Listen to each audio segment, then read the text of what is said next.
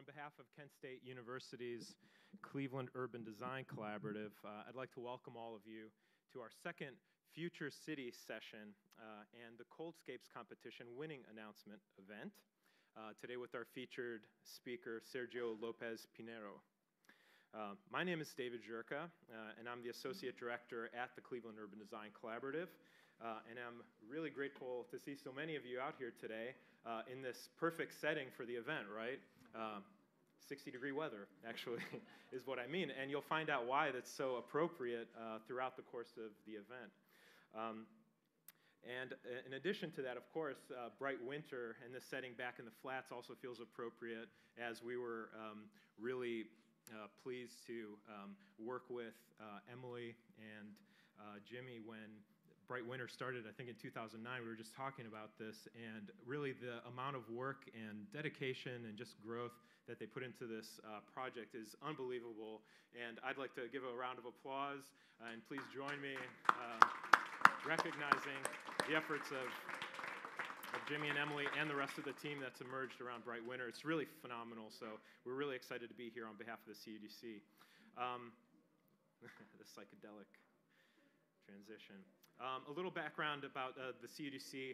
We're essentially an outreach arm of Kent State University. We're located in downtown Cleveland, actually, in Playhouse Square. We are a nonprofit. We do work with communities throughout Northeast Ohio as a practice, but we also teach and do research. And the work that you'll see tonight, the Coldscapes research, falls in line with that mission that we have to make better cities. The Future City sessions are an exploration of emerging ideas in urban design and city making. This Future City session is made possible by the generous support of the George Gund Foundation, and the lecture is also part of this year's Center for Outdoor Living Design, or COLD program, which is supported by the Ohio Arts Council and Bright Winter. So thank you, all three, for your support. Each of these sessions, each of these Future City sessions will begin with a public presentation or a workshop, and it'll be followed by a session with a smaller group that's facilitated conversation so that we can dig deeper into those concepts that are shared with everyone and bring some of this knowledge and information nationally and bring it here locally and embed it with local practitioners. So during these conversations, we can explore these big and useful ideas in a comfortable setting, and we'll have a dinner together, because that's often where we know the best ideas are shared, eating food together rather than just in formal settings.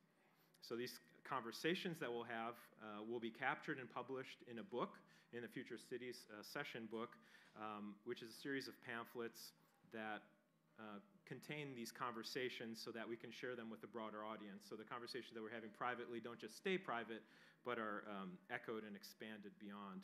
The first session that we had started in the fall, and that was with McLean Clutter from the University of Michigan.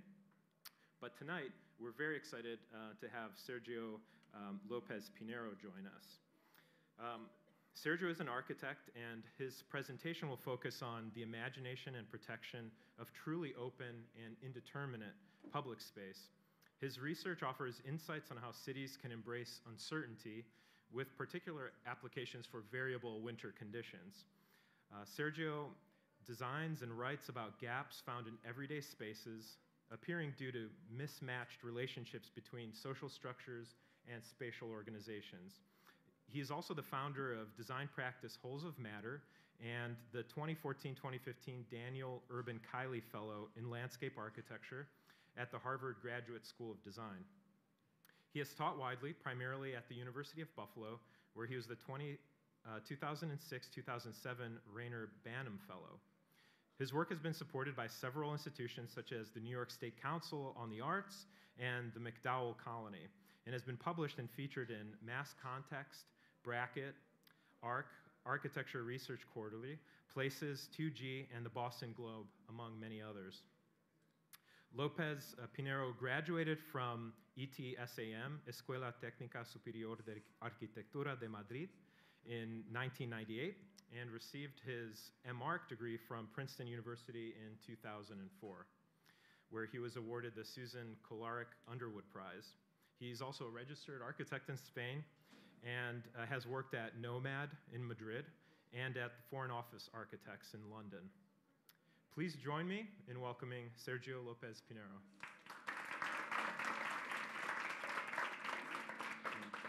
Thank you, David.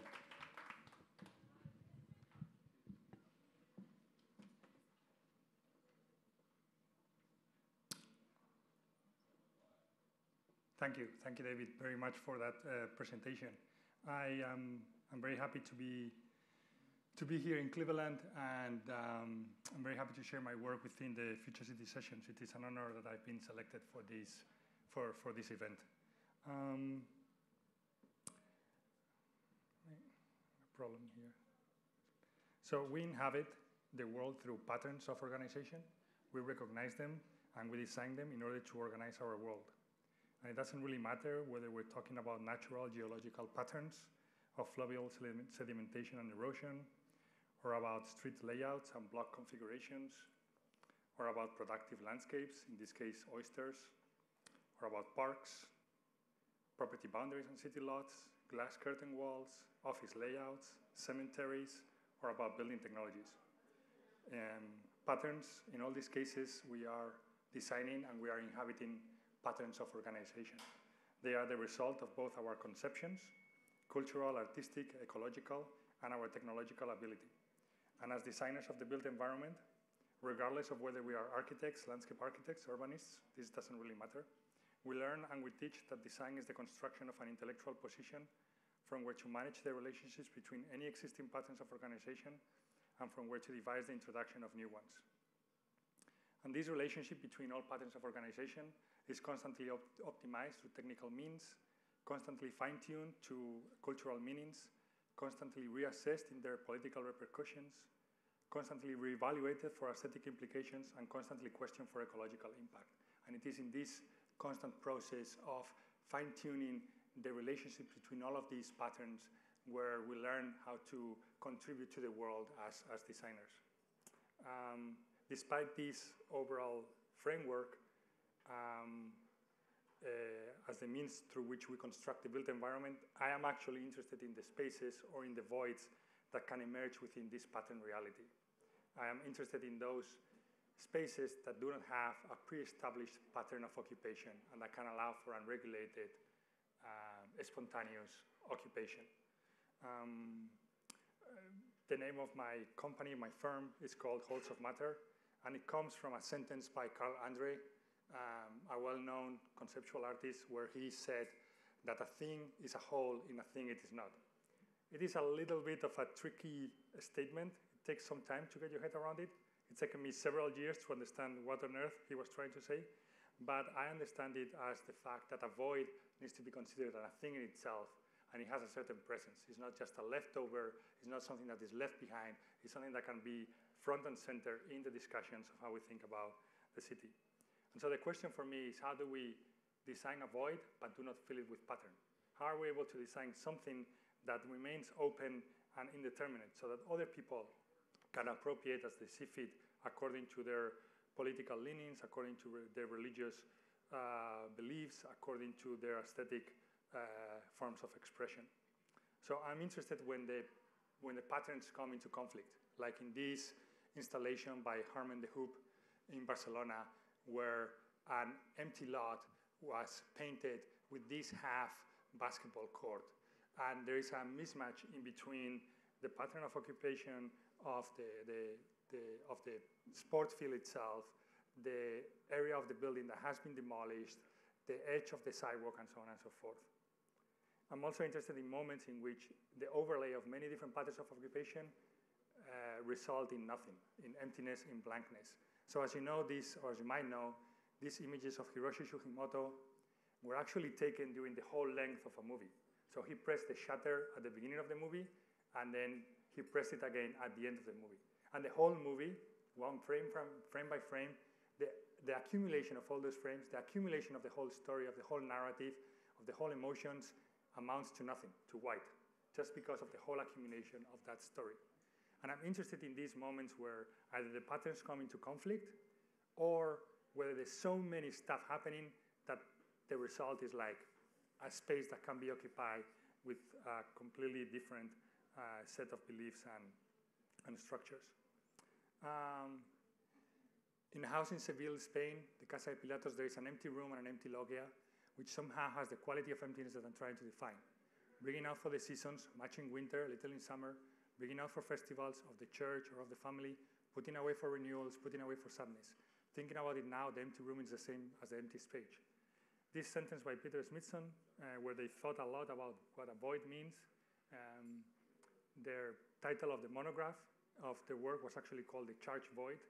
And they worked a lot on this idea of how to think about the void within the city as a space of constant renewal, constant recirculation of political ideas, of religious beliefs, of aesthetic forms of expression.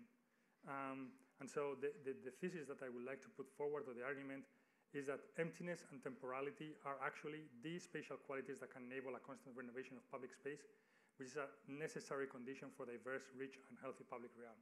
So it's not the permanence fixed meanings, it's not the permanent fixed monuments, it's not the permanent fixed religious beliefs that define public space, but it's actually the ability of public space to recycle and renew all of these constantly.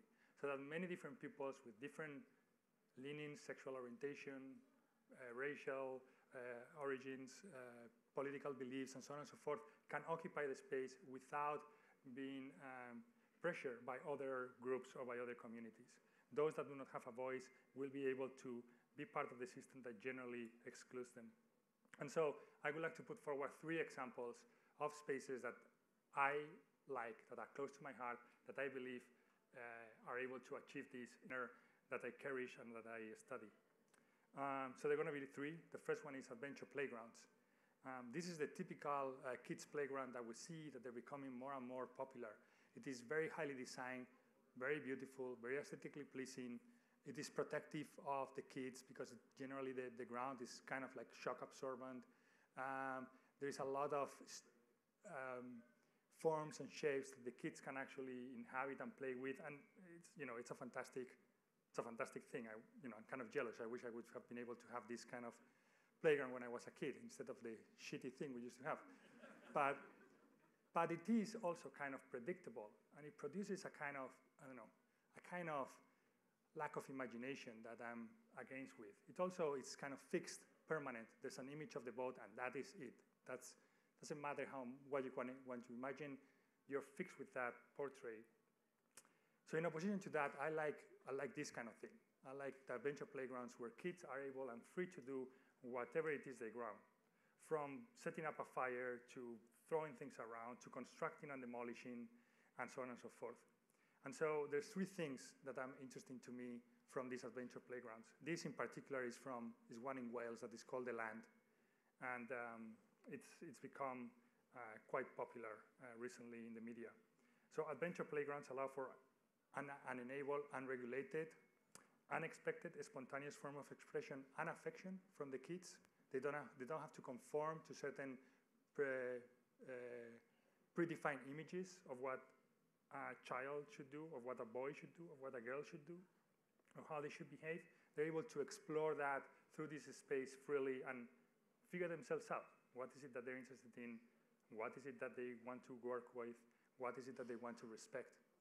The second thing that comes across when I look at these images is that this thing is actually pretty ugly. I mean, it is really ugly. So from a designer, this is kind of shocking. The fact that I have to deal with this ugliness that at the same time enables that sort of freedom of expression. And so I have to counteract my initial aesthetic instincts against this type of space.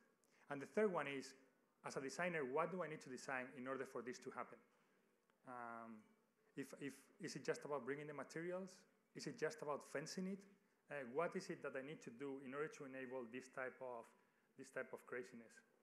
The first adventure playground was actually designed by a landscape architect in 1943, Sorensen, and it's a pretty interesting thing.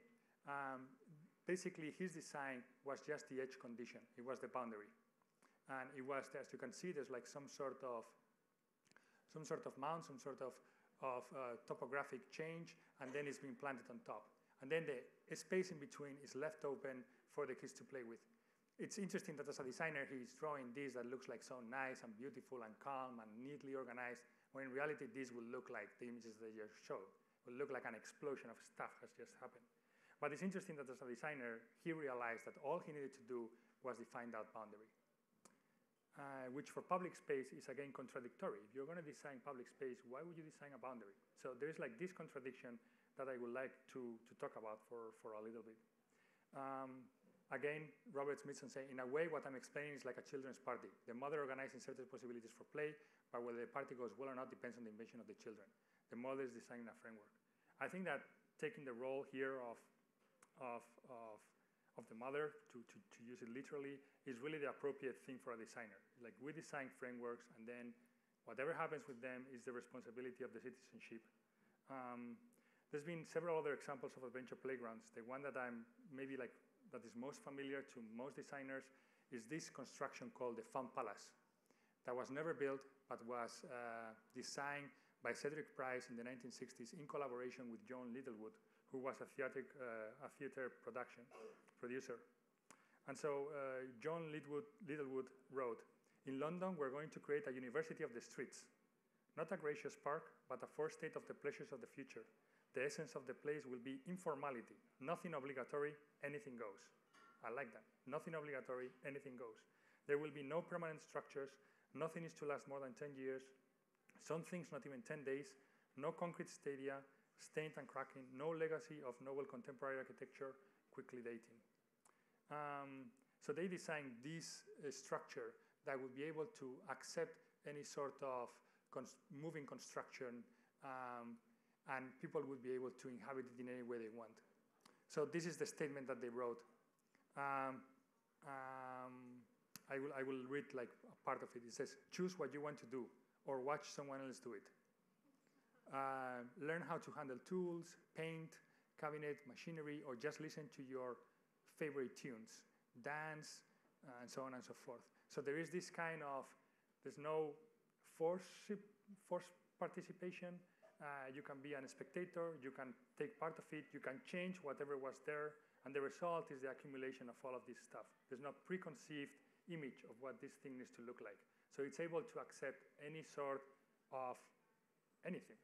And the issue is, how do you design that? How are you able to think about that? These are some of the drawings that they were done by Cedric Price. Again, a well-known architect, for those of you that don't know him, a registered architect, someone that was engaged in real projects, but that he wanted to push forward this kind of idea. In landscape architecture also, there's a very interesting park called the Parc Matisse by Gilles Clement. And this particular feature is the L'Île d'Herborans, the d'Herborans Island.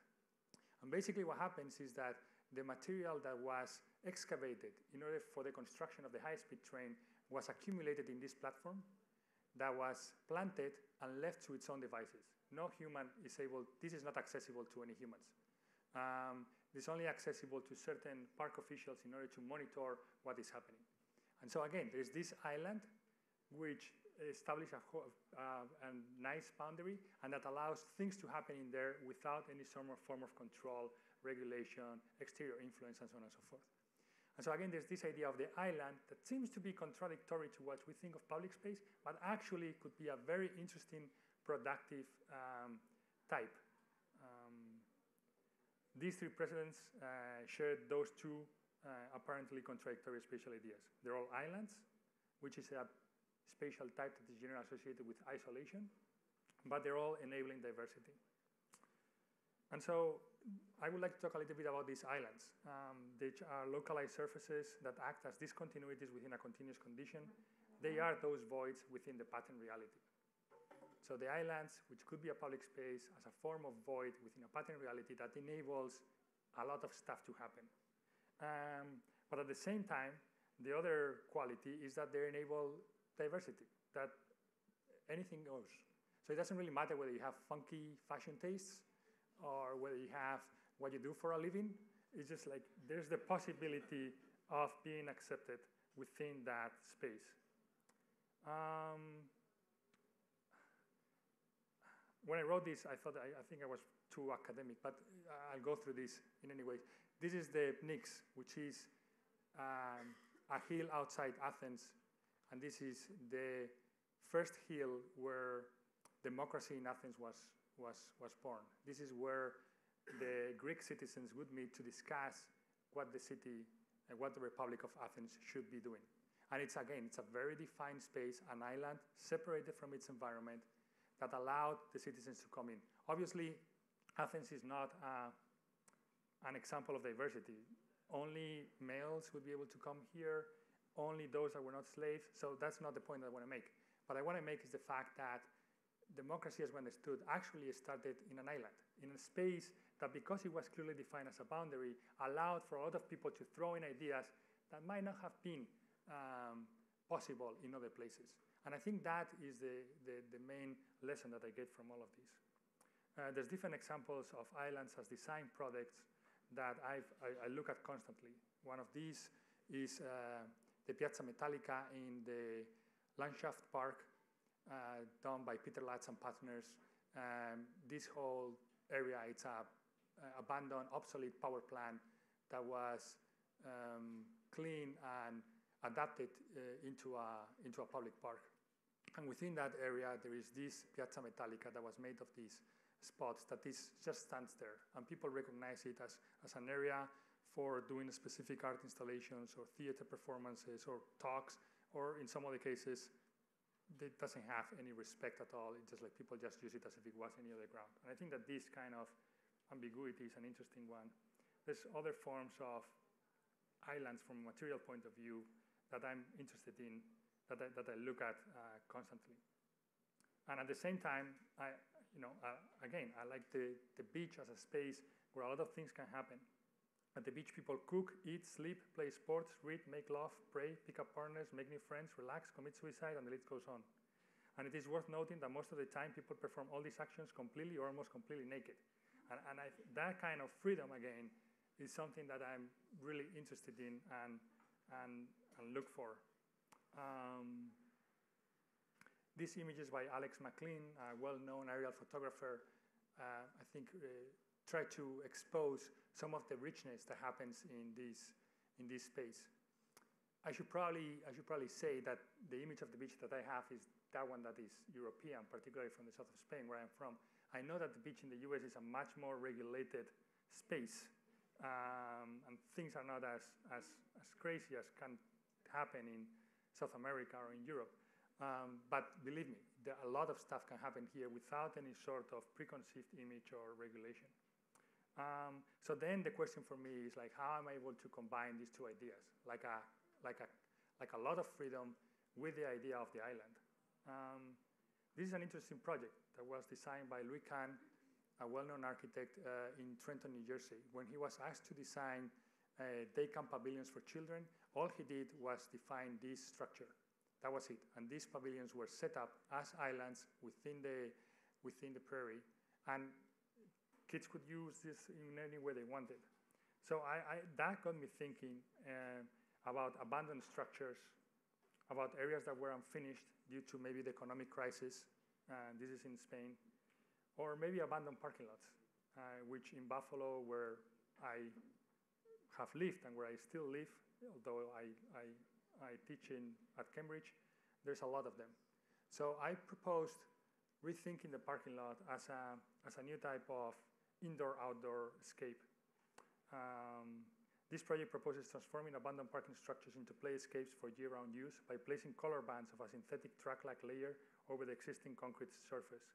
With its tints of color, the blue rainbow infuses a new spatial intensity into a building that had been originally designed according to a specific pattern of organization. This new spatial intensity is not linked to any organization, but rather it embodies and emphasizes the emptiness left behind by the obsolescence of the original pattern. So the intervention would be this. Then the space would be managed by different NGOs, by different institutions, by different community organizations. It would be open to all. It would be periodically renewed. It wouldn't have a single owner. It wouldn't have a single program. It wouldn't have a single audience or citizens group that would benefit from it. It would be open for many different purposes, for many different organizations. And so my design or my role as a designer is to figure out what type of spatial intensity I'm able to infuse it so that it can allow for something else to happen. I would like to show another example. This one would be in an abandoned factory. I'm really interested in factories because they really look like interior deserts. This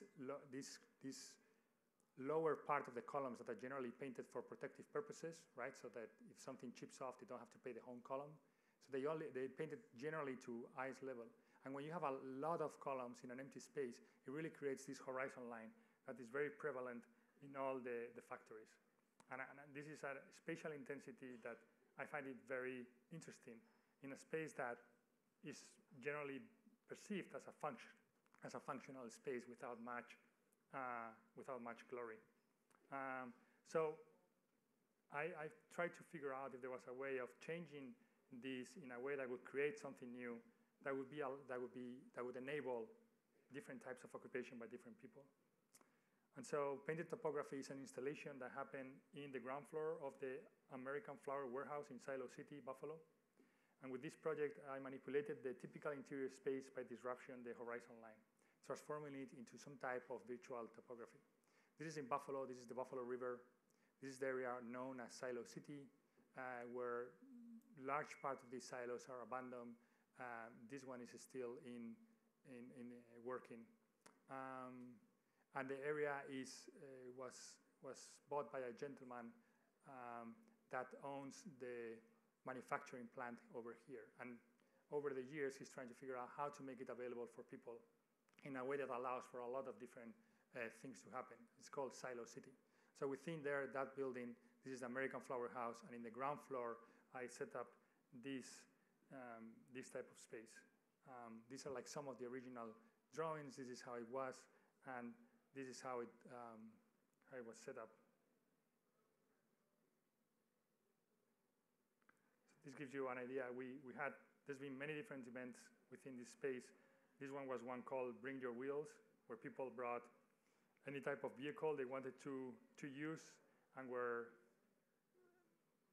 exploring, going for a Sunday stroll throughout the abandoned factory.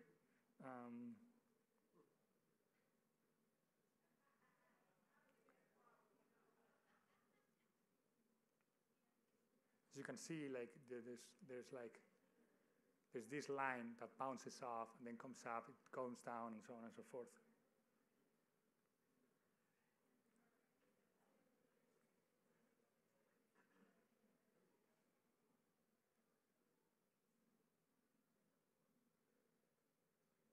So this space has been open, and lots of different people use it. These are not my images. I don't have any control over the space. It has been used for all different sorts of events. There have been fashion photo shoots, weddings, art installations, and so on and so forth. These are all images that I find online about this space. And in some cases, people react to that in this particular case, with a black and white pattern, or in this particular case, setting up a topography that counteracts the topography that was designed through the columns. And in other cases, it has nothing to do. People go to the space, as has been told, and they kind of think that there's like something nice and neat about it. They're not sure, they're not able to put the finger on it, but they kind of like it and they feel nice about it, and they decide to host the wedding there, and so on and so forth. And I think that this, to me, that kind of ambiguity under the radar, not having to overly express it, is an interesting thing. The next type of space that I'm interested in is what I call Whiteswards. Let me start with these images that have nothing to do with snow, but will lead to the argument. The concentration of material is an inevitable result of landscape management practices. In its purest form, the action of concentrating material according to precise rules, machinery dimensions, angles of repose, etc., produces well-defined functional patterns. And we can see different concentrations of material in productive landscapes, such as the salt works, for instance, where the salt has been accumulated in mounds that are ready to be put on tracks. We also see them in lots of empty lots throughout cities of the Rust Belt, where they're doing soil remediation.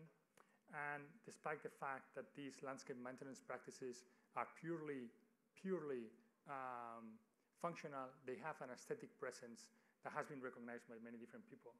this is a screenshot or one of the scenes from Stalker, from Andrei Tarkovsky, where the interior of the zone of this empty power plant is filled with these mounds.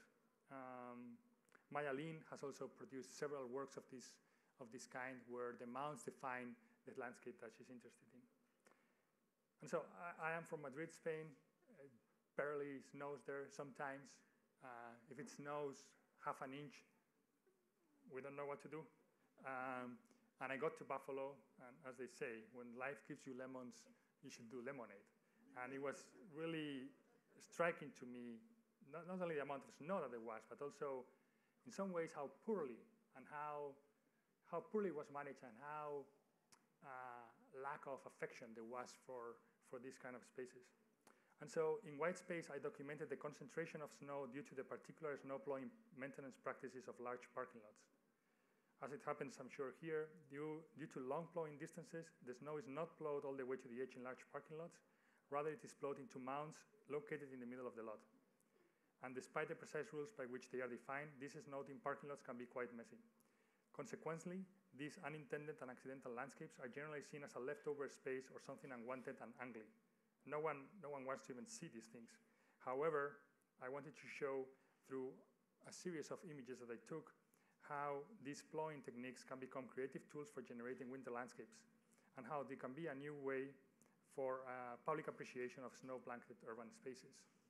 I actually think that these are very, very beautiful winter gardens, that they're not leftover spaces, despite that that's the way that people see them. And that this is a very interesting transformation of a parking lot into something else, just because of something that falls from the sky, literally. So probably snow is the only easily available material that is not regularly shaped by architects and planners. And this is something striking to me too. There's this stuff that we have in the streets all the time, and this is one of the things that we paid the least attention to from an aesthetic, from a spatial point of view. It's only seen from health, safety perspective. And probably this is because we tend to perceive the winter as a temporary season, and in our mind's eye, the summer is the everlasting condition. We live in a summer mindset. So instead of thinking about greenswards, and instead of thinking about the lawn, I wanted to think about the snow.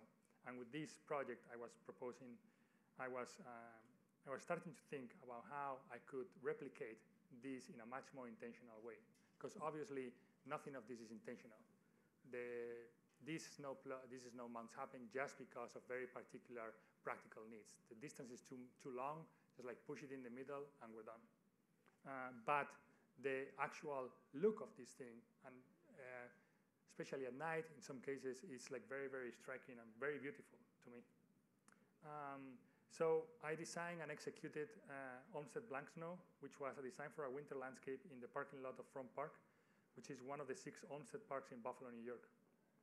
And with this project, I transformed standard everyday snow plowing patterns into creative tools for generating little landscapes by placing mounds resulting from daily plowing into positions different from the regular ones. The proposed design, and this is what I wrote in the grant, this project was supported by NISCA, the New York State Council on the Arts.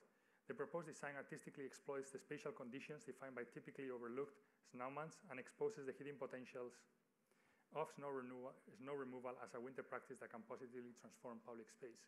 So these are the Great Lakes, which I'm sure you all know. This is Buffalo right there. And this is a contour map of the amount of snow that falls throughout the year. This is Lake Erie. This is the Niagara River. This is the border with Canada. Fort Erie, Buffalo River. This is the Olmsted Greenway Park, and that's the site. This is the actual snow plowing master plan that I proposed to the Buffalo Olmsted Parks Conservancy, which are actually the people that implemented the project in the end. When I started to think about this project, it was very difficult for me to figure out, well, first of all, how much snow are we going to get? We don't know. How much snow do we regularly get? And how much of that snow, which is generally measured according to meteorological standards, into how much volume does that translate? And there's no studies about this. No one has studied this. I don't know why, despite the fact that we're getting, well, not today, but in general, we're getting like dumped by snow every so often. So what I did, I was actually called the Buffalo Airport, and I talked to the superintendent that manages the airfields. And I asked him, like, how much snow do you get? Like, I'm sure you have like precise records of this. Can you tell me? And he said, well, this is what we do with the snow. We have a very large concrete pad, and we put the snow always there. So I can give you the measurements of the snow pad, of the concrete pad, and I can tell you how tall the mountain is, and that can give you an idea of what the translation is between the 93 inches that Buffalo gets annually into how much compactness that means. And that's how I actually initiated the project. But there was no studies, no understanding of, depending on the fluffiness of the snow, it results in certain compactness or in others. The drifts are obviously make everything very unpredictable. So as a designer, having to deal with something that I didn't even know how much of it I had was a very striking, difficult situation to have.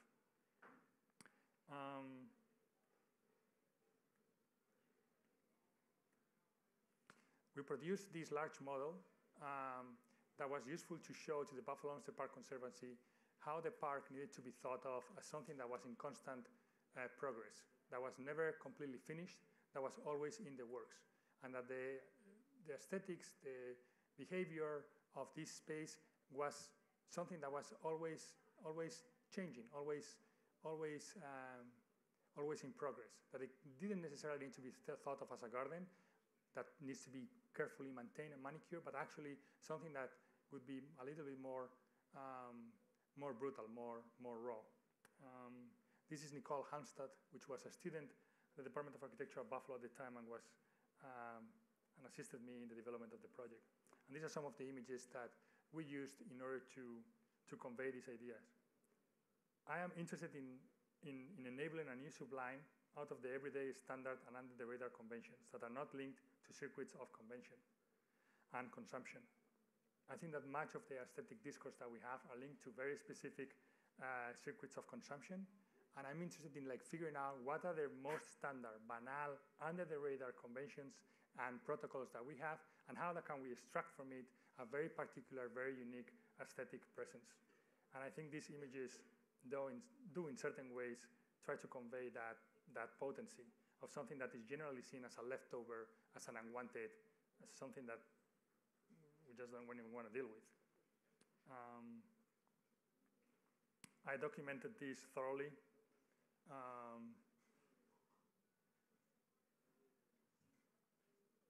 I don't know if any of you suffers from insomnia, but I have countless hours of this.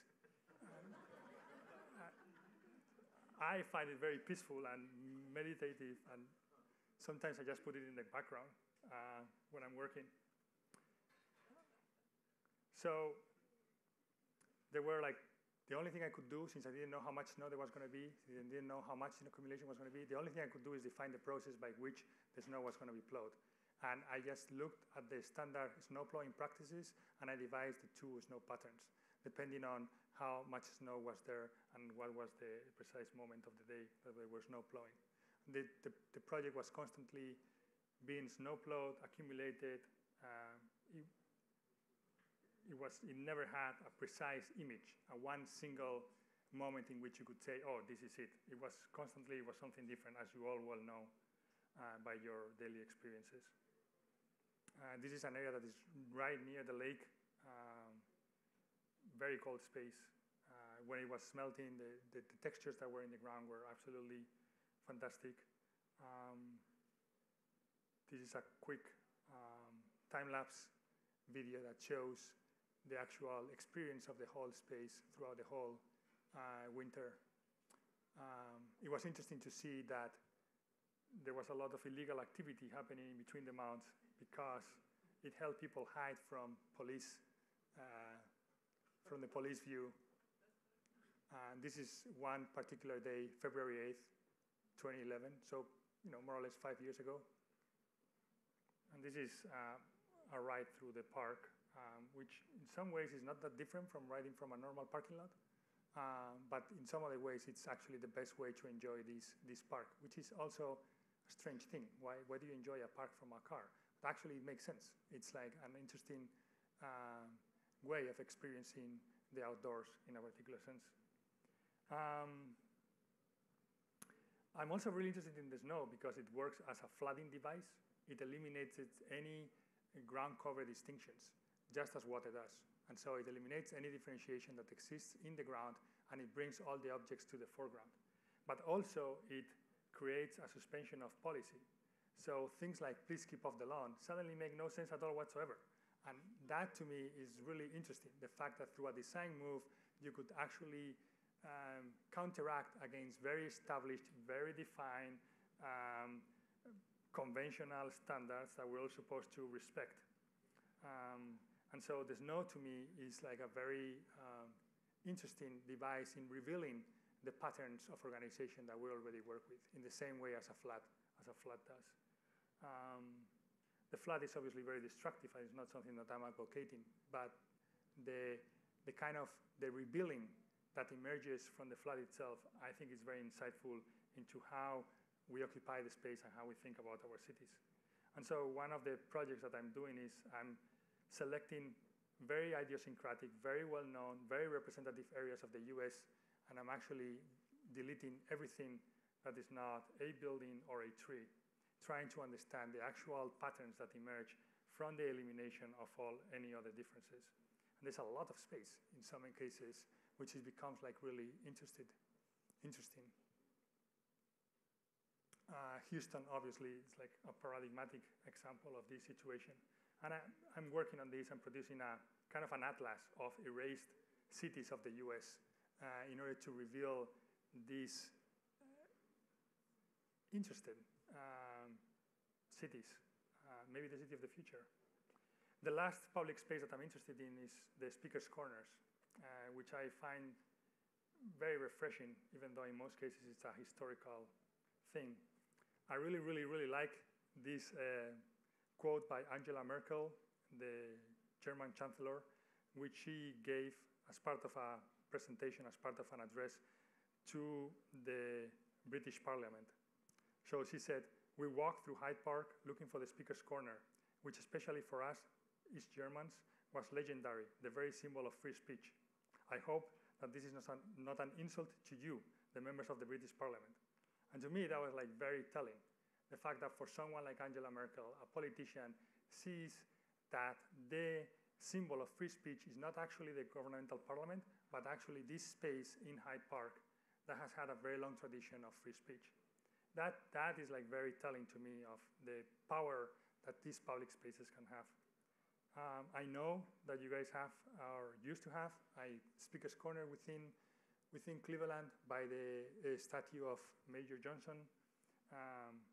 I didn't know this before I was putting together this presentation. I was interested in seeing that the anarchist Emma Goodman gave a lecture there, a talk, addressed the crowd at the beginning of the 20th century. And I believe that this speaker's corner is going to be moved due to the new renovation of the plaza, which maybe means that the speaker's corner as a specific physical space is no longer as interesting. Maybe Twitter now is the one that is acting as the speaker's corners. This is Snowden's first message, probably directed to the NSA, which is actually the only thing that he follows. I find that quite interesting. And so maybe Twitter has ungrounded this ability or this opportunity for free speech from a specific public space. But actually, that is not completely the case. As we saw in some of the Occupy movement in the US and in some of the Indignados movements in Spain, the plazas, the public space of the city can become extremely powerful places of assembly and democratic discussion. This is Puerta del Sol in the center of Madrid, and this is in the month of August. The initial movement happened in the 15th of May. That was the first kind of occupation of this space. And by the month of August, it was clear that certain parts of the city, certain streets, certain plazas were dedicated to certain assemblies that had to do with different things: economy, education, politics, feminist movements, unemployment, health, and so on and so forth. And in the next year, in the anniversary, in 2012, this was also even expanded into other parts of the city, so that the actual network of plazas within Madrid became a network of spaces of assembly to discuss and to think about what could be the future of our country. To what that has amounted is, another issue, and how effective this has been is, unfortunately, another issue. But what is interesting to me is that there's, again, two spatial qualities that we need to take from the speakers' corners. One is neutrality, which is not a popular quality within designers. But I like the definition of the neutral as the one that was written by Ronald Barthes. We therefore call neutral the field of non-paradigmatic intensities, those that introduce a trick into the paradigm, those that question the paradigm. And in consequence, we ask that the neutral not be conceived as a flattening of intensities, but on the contrary, as a bubbling up. This idea that actually the design of a neutral space can encourage the bubbling up of stuff that generally questions the paradigm. That's my understanding of neutrality. There's a very interesting garden that was temporary by this firm, Lur Paisajistak, where they just set up hay bales and they randomly threw pumpkin seeds. And so some of it grew, some of it didn't. And it was this kind of probabilistic opportunity based on the neutrality of the hay bales. And that to me is like quite a metaphor, quite an allegory for the kind of space that I think that we need to design. The void decks in Singapore are a very interesting space. These are the ground floors of elevated apartment buildings. These are spaces that, according to well-known urban design paradigms, they're not productive from a social point of view. However, in Singapore, they are used for everything. They are used for weddings, they are used for funerals, they are used for flea markets, they are used for birdsong competitions, they're used for skateboarding, they're used for kids playing, they're used for absolutely everything, community meetings, etc., etc. And it's nothing else than a space that is covered and is built up with columns. And there's a lot of opportunities to use it in any possible way. It's open, it's accessible, it produces no discrimination, there's no fixity in relation to any particular meaning or religious belief. And this kind of neutrality is what I find particularly interesting. The other quality that I think is important from the speaker's corner is the amnesia, which is, again, a very non-reputable term within the design community, because people generally associate it with the free market. And we have this idea that as designers, we have to construct a place, and that the only way to do it is by creating an identity of that place. But actually, amnesia does not question identity. So having no sense of who you are is a common plot device in movies and television. Real-life amnesia generally doesn't cause a loss of self-identity. Instead, people with amnesia are usually lucid and know who they are, but may have trouble learning new information and forming new memories. In other words, an amnesic place would be that one that has a very clearly defined identity, but does not record or register things that are happening in it, and therefore allows for a constant renewal, a constant recirculation of ideas, and so on and so forth. I think the speaker's corner is a good example of a space that is both neutral and allows for stuff to bubble up, and at the same time amnesic. It's like someone is there talking about, I don't know, political new movements, and the next one talks about technological technofiction, and the next one talks about religious cataclysm. And it's all possible. And again, I think it's an interesting aspect or an interesting quality of this, because a fresh layer of overnight snow cyclically covers up the traces left behind by daily activities. And so amnesic landscapes can be quite refreshing, enabling a constant reinvention of the space. I try to approach this idea of both neutrality and amnesia in a project for a community center in a slum in Kenya. This was a competition in which they were asking for a lot of different activities to go into a building that would also act as a center for sharing of ideas, news, employment opportunities, and so on and so forth. And so we propose this kind of forest of fences that could be built with recycled steel, where the building could, depending on how much material you could have, you could build more or you could build less. Didn't need it to have a particularly defined image, although it could also have. And then also the building was thought in such a way in which, you didn't have to be too precise. If there was not the right labor, or if people were learning the trade, the building was forgiving. The building would be able to be built regardless of that lack of craft or that need or that lack of material. And so the building kind of like flickers. And also the facade accepts different stuff to be hung from it and expose different ideas. The company or the NGO was called CIDAREC, and this was our proposal. And this was some of the images that we as a team put forward. So in this context, I would like to finalize by making the argument that there's a lot of studies, maybe this is a little bit of a stretch, but there's a lot of studies, particularly by Giorgio Agamben, in which he claims that the concentration camp is the space that within the modern urban tradition appeared when the state of exception was the rule. The state of exception is when the law is indefinitely suspended without being eliminated. And in that context allows for the emergence of such a atrocity like a concentration camp. But the concentration camp is a void within that pattern reality, within that pattern law. I would actually argue that the void needs to be the spaces that need to be opened up when the status quo is the rule. When the constant normality, unquestioned status quo is the rule, there have to be these spaces, these voids that allow things to emerge and happen in an unregulated, spontaneous, enabling, forgiving manner. And so I've been actually producing a book that looks at the different labels that have been used to name urban voids. Urban voids are derelict spaces, abandoned spaces within the cities. There's many in many of these Rust Belt cities that we know, and they look like this. And in 1995, Ignacio de Sola Morales wrote and called them terrain vague. And they were empty, abandoned spaces in which a series of occurrences have taken place. But since then, there's been a lot of terms that academics, theoreticians, writers, thinkers have used in order to label this space that has a presence, but it doesn't have a particular role within the city.